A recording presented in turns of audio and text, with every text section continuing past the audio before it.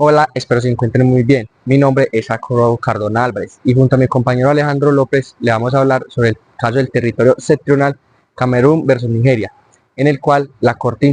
Internacional de Justicia resolvió una disputa fronteriza que se venía trazando entre Camerún y Nigeria. Pero antes de entrar en el contexto del cual es el tema principal, que es esta disputa fronteriza, primero les vamos a hablar sobre el origen del conflicto, desde cuándo se dio el conflicto y por qué se dio este conflicto.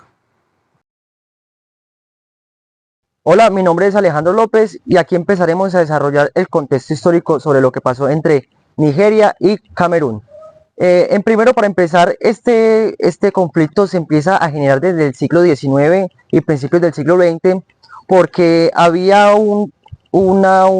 monopolio de los gobiernos europeos, empezando por Alemania, en los cuales se veía unas delimitaciones de los territorios entre Camerún y Nigeria completamente distintos y totalmente de acuerdo a sus convicciones, o sea, lo que ellos decían. Después de un tiempo se comenzó la Primera Guerra Mundial, Alemania pierde este territorio, pierde el dominio de este territorio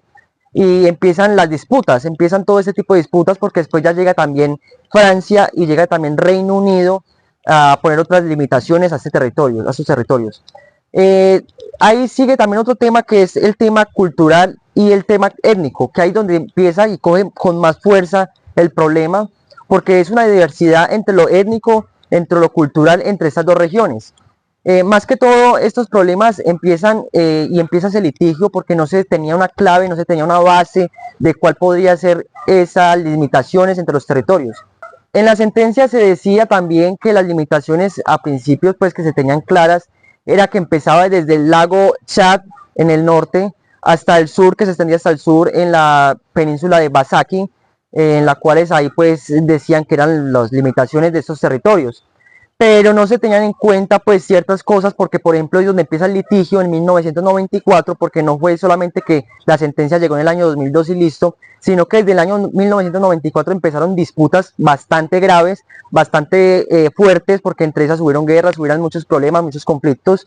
que además también se puede observar que varios de esos, o sea, Nigeria y Camerún, tanto ellos dos, pedían reparaciones, pedían indemnizaciones por estos conflictos generados durante tantos años. Bien, después de haber escuchado el contexto histórico del por qué se origina este conflicto y desde cuándo se dio, vamos a hablar sobre el problema legal que a nosotros nos compete. Bien, el problema legal que pueden ver acá es la soberanía sobre la península de Bacasi, la cual es esta. Pero voy a explicarles más a fondo de qué se trata todo este problema legal. Bien, en 1994, exactamente el 26 de marzo, Camerún interpone una demanda contra Nigeria ante la Corte Internacional de Justicia, relativa a que se instalaron acciones sobre la soberanía de la península de Bacasi y en consecuencia de que las líneas fronterizas marítimas de las ya fijadas en 1975. Eh, con base a esto, Nigeria responde a esta demanda con una contramemoria, la cual viene siendo los alegatos o contestaciones que tiene el demandado como derecho. Nigeria lo hace por medio de unas excepciones fundamentadas en argumentos legales y geográficos. Muchos de estos resumidos en intereses políticos, en intereses económicos. Hay que tener en cuenta que en esta península de Bacasi también se encuentra el tema del petróleo, en fin. 7 de estas excepciones fueron rechazadas por la Corte. Cabe destacar que a pesar de que la Corte rechazara estas excepciones por parte de Nigeria y que de un principio se viera que falló a favor de Camerún, pues no fue así, ya que lo que hizo, que hizo la Corte Internacional de Justicia fue darle una solución pacífica a este conflicto, para que no llevara a un conflicto armado o una guerra peor.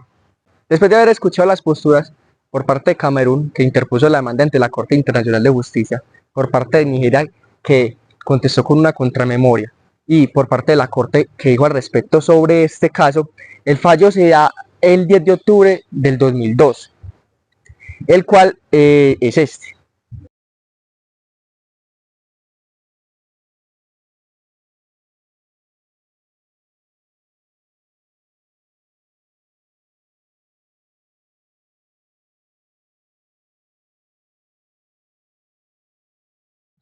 Pero para resumírselos, se realizan unas órdenes estrictas en cuanto a las fuerzas militares y administrativas que se encuentran en el lugar. Más explícitamente es que se le ordena a Nigeria que se mantenga en su lado, con unas coordenadas que pues ya eso es más a fondo y pues no entraré tanto a eso. Y también se le ordena a Camerún que llegue hasta su límite, la península de Bacas. El análisis que le quiero hacer a la sentencia es que es muy importante tener en cuenta cómo estos dos países llegaron a un acuerdo mutuo en el momento en que estuvieron en la Corte Internacional de Justicia. Es muy bueno y es también de ejemplo, puede servir de ejemplo para muchas naciones en las cuales se ven involucradas sobre este tipo de problemas, que hay limitaciones en fronteras, que pueden llegar a un acuerdo pacíficamente. Esto es lo que quiero llegar yo también, que este país, a pesar de que previamente hubieron problemas, hubieron conflictos, hubieron muchas cosas a fondo y que se imaginaron durante muchos años, también se tiene que tener en cuenta de que los países llegaron con mutuo acuerdo, se pusieron de acuerdo con facilidad y se llegó a este fallo, en el cual es un gran ejemplo de cómo se pueden llegar a fomentar la paz entre dos países en que duraron en conflicto varios años y se puede llegar a una paz, se puede llegar a un acuerdo en los cuales se ratifica ante la Corte Internacional de Justicia. Así también podemos ver la importancia de estas cortes a la hora de referirnos a temas de limitaciones territoriales y más cuando hablamos de la soberanía de un país. Es muy importante que los países tengan en cuenta de que tienen estos entes en los cuales pueden recurrir antes de actuar con una guerra, antes de actuar sobre ciertas cosas en las cuales ponen en peligro a una sociedad, ponen en peligro a un país y ponen en peligro la soberanía. Es muy importante y esto también tiene un trasfondo bastante bueno en los cuales podemos ver de que un país, dos países se pudieron llegar a un acuerdo fácilmente, en los cuales muestran parte de entusiasmo a la hora de llegar a un acuerdo. Es muy importante tener en cuenta este punto de vista, que estos entes de control o estas cortes tan altas que tenemos en nuestro mundo,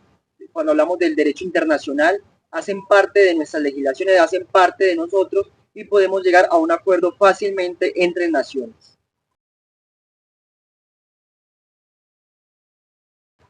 Correlacionando un poco con lo que dijo mi compañero en el análisis de la sentencia, vamos a hablar sobre las implicaciones que tiene esto